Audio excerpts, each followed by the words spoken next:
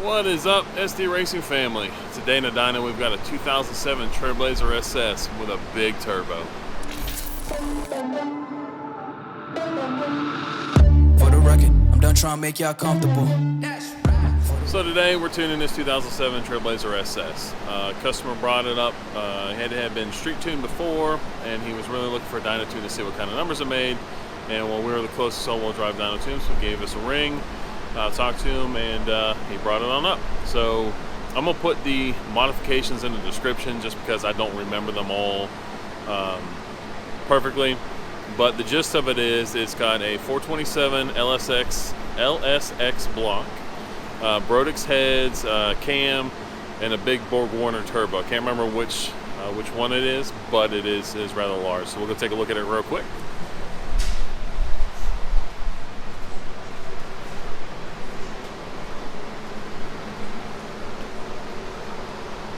So, not a bad looking setup. Like I said, a big Borg Warner Turbo, as you can see right there. Big Holley intake, again a 427 LSX engine in it. Catch can, cam, twin Walbro 450s. I know it's got ID 1300s. Other than that, I don't know, or I can't remember the other specifics on it, but again, I'll put the modifications in the description. So we've already done a couple pulls on it just to see where it was. We did a pull, tune untouched, the car made, or the truck made, 767 horse, 861 torque. Air fuel ratio was a little lean up top and lean out. I think it was about a 12.3-ish air fuel ratio up top. So then we put our tune in it. First pull we made 709 horse, 900 foot-pounds of torque. A lot better and a lot safer air fuel ratio, so that's why that first baseline pull made so much horsepower, because of it running lean, but it wasn't so dangerous that it caused any issues or anything like that. Wastegate pressure, it's only making 11-ish, 12 pounds. It creeps up a little bit towards red line, but we're going to dial it in on wastegate pressure first, see what most we can get out of it, and then start turning up the boost. It's the first time tuning the combination with this large of a turbo and this engine in it, so we're going to take it slow, take it easy, and see what we can get from it. So start doing some more pulls here and see what kind of fun we can have. You try to grow in the snow. For the record, lab on me going all the way. For the record, ain't trying to make no time to waste.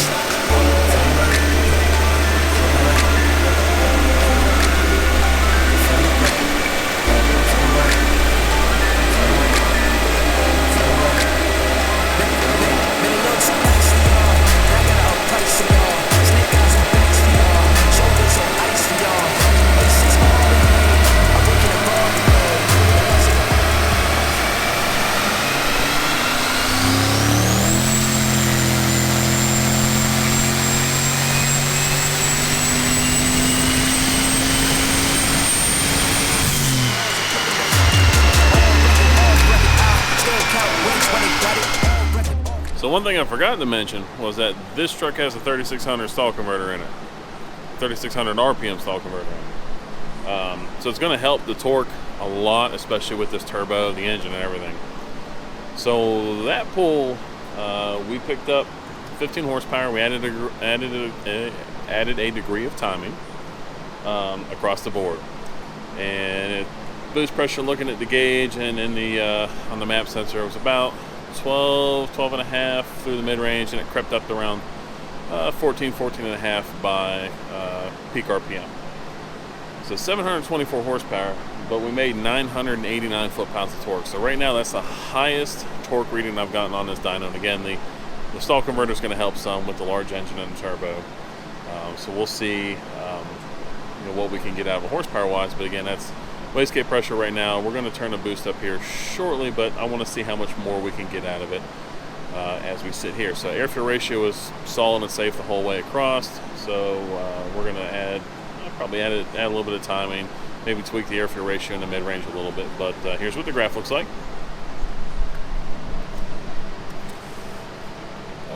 Pretty solid graph. Again, that torque converter really helping us on the torque there, on that big spike up there.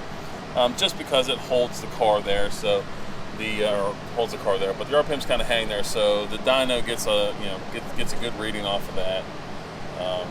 Don't really know the best way to explain that. I'll probably have to do a little bit of research to kind of explain why that is, why it does that on a dyno with a vehicle with a good sized stall converter in it, especially a forced induction one. But I don't have that research in front of me right now, so I can't really go into it. But I will here at some point. I'll kind of do a video on the dyno, how it works, and why we do what we do and how it does what it does. But this was our third overall pull, second pull with our map in there. So the car cooled down, makes changes, and I hit it again here shortly. Let them take advantage, I was wildin', on record, off record deals. Tell them talk to Colin for the quote. On record, I still want to act, not the ghost.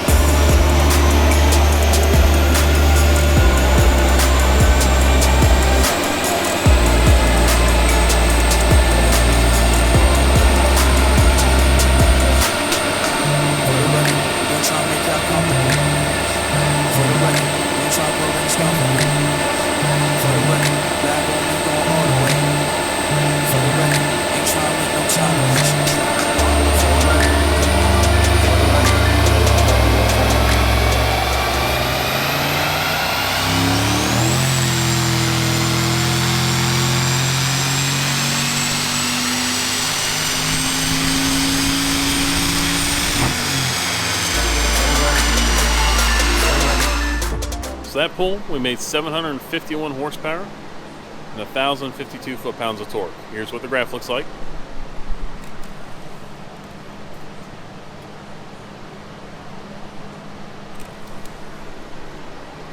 So we're gonna stop there on the wastegate pressure, and we're gonna start adding boost pressure to it. So we added about 2 degrees of timing up top versus where we had before, and that gave us what was this, 27 horsepower.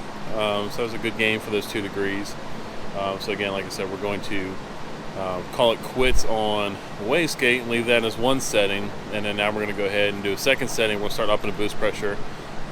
Boost was 12.5-ish psi through the mid-range and crept up to around 14.5 by red line. So we may fall into a situation where we're going to have to run less boost in the mid-range to keep it down up top. If it continues to creep like this, it may not, but we'll see once we start adding some pressure to it. So next pull you see, we're going to start adding boost pressure to it and see where it goes.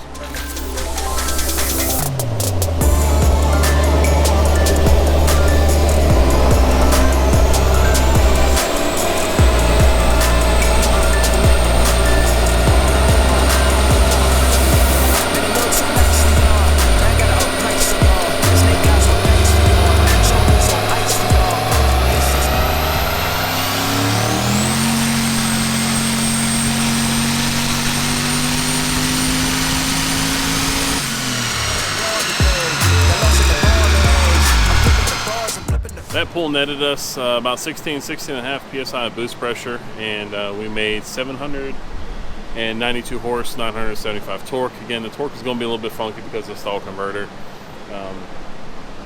So take it with a grain of salt on that one, especially the 1,000 or so foot-pound we did on wastegate, which was again 12.5 psi through the mid-range and crept up to 14.5. We didn't get any creep on this one, so it stayed about spiked about 17.5, I think. Held 16 to 16.5 all the way. So 2 psi increase at peak RPM gave us a 41 horsepower increase. So as usual, we're going to go ahead and take a look at the log, make a change, up the boost pressure. The customer's looking for around 20-ish pounds. We're just going to see what the car will give us, what the setup will, and what it will allow us to do, because we're not going to force the car to do anything. If it doesn't want to do 20 pounds, we're not going to do 20 pounds. If it wants to do 20 pounds, we'll do 20 pounds. Here's what the graph looks like.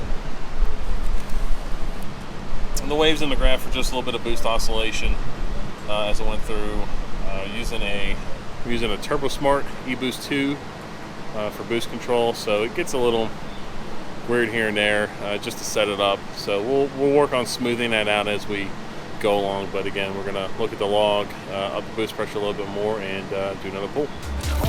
Off record, I still count wins when they got it. On record, I let them take advantage. I was wildin'. On record deals. Tell them turn the collar with a quote. On record, I still want to act like a ghost. For the record, I'm trying to make y'all comfortable. For the record, I'm trying to go down the stone for you. For the record, that won't make you all the way.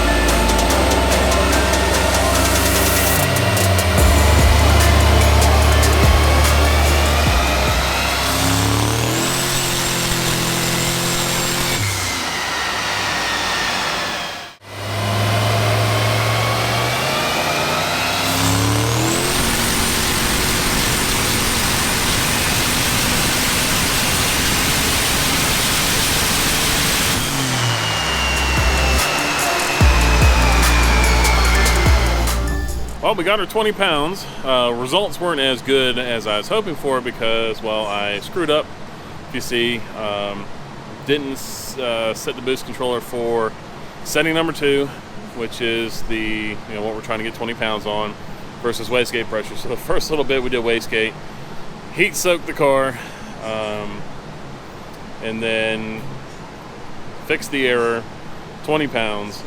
We made 796 horsepower and 1,009 foot-pounds of torque. And I feel this is a legitimate 1,009 foot-pounds, more so than the 1052 we got at wastegate because of the torque converter. But I'm going to pull up the graph here so we can take a look at it.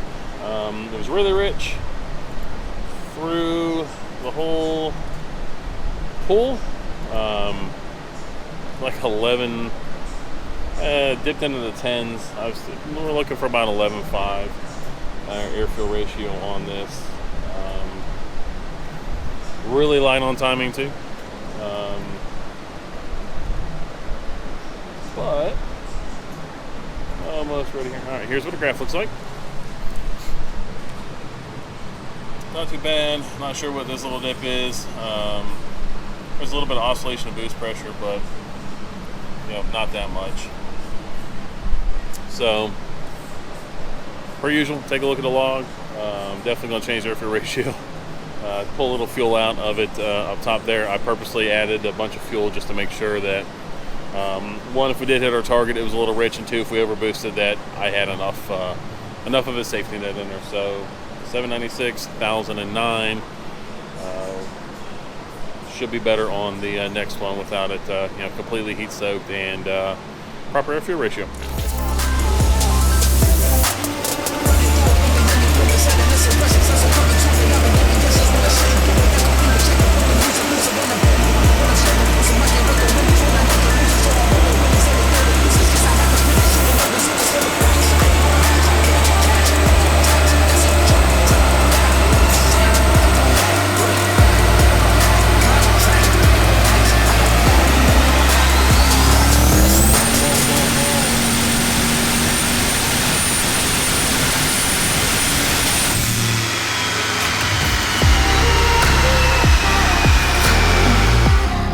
That will do it.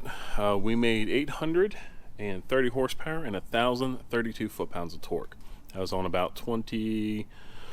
It was about 20 and a half at most I saw on the gauge peak, and then it held about 19.9, 20.1 all the way out the top. Doesn't make any sense to running more boost pressure than that. Compared to wastegate pressure, which was 12 and a half pounds, and rose to about 14 and a half by redline. That only picked up about there was like 15, maybe 20 degrees intake air temp from the start of the pull to the end of the pull. Here at 20 pounds, we're picking up 40 to 50 degrees of intake temp during the pull. So it's getting really, really hot. Probably a little bit of efficiency with the intercooler core, not keeping the temps down. So like it doesn't make any sense to do any higher because it's just the cooling capacity is not there either.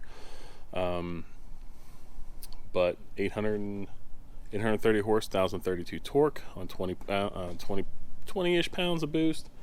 What was it, 751 to 1052 on wastegate, which is 12 excuse me, 12 pounds to 14 or so up top. I don't think that is a real true torque reading on that one. Again, dyno gets kind of funky with torque and higher stall torque inverters, so I'd say on the wastegate that was probably in the mid 9s torque realistically at that, but still, you know, very stout vehicle with the 427 in it, the Borg Warner Turbo, and you know, all the supporting mods and whatnot. So here's what the graph looks like. That is our final graph at 20 pounds, 830 horse, 1032 torque. So very solid graph. The reason why it cuts off here at 6,000, and it really wouldn't have picked up any more past that. The dyno threw an error. So what happens is if, excuse me again, there's a discrepancy between the front and rear rollers, the dyno will throw a fault, kill the run, and essentially, you know, end the fun at that point. So it did that on this one, and again, the way the graphs have been previously, it wouldn't have made any more horsepower to go out all the way, and it doesn't make sense to do another pull on it because I know what the graph is going to look like anyways. So this is it for this. This isn't the highest horsepower car we've had on here, but this is the most torque to the tires that has been measured on our dyno, which, you know, 2007 Trailblazer, all-wheel drive. This thing's gonna move. Probably gonna spin the tires too, which will be even more interesting because it's always fun to spin the tires on an all-wheel drive vehicle. Again, 830 horse, 1032 torque. Thank you for watching the video. If you liked it, please give us a thumbs up. If you haven't subscribed to the channel yet, please think about doing so. It really helps us out. And share it with your friends. And have a good one. We'll see you again.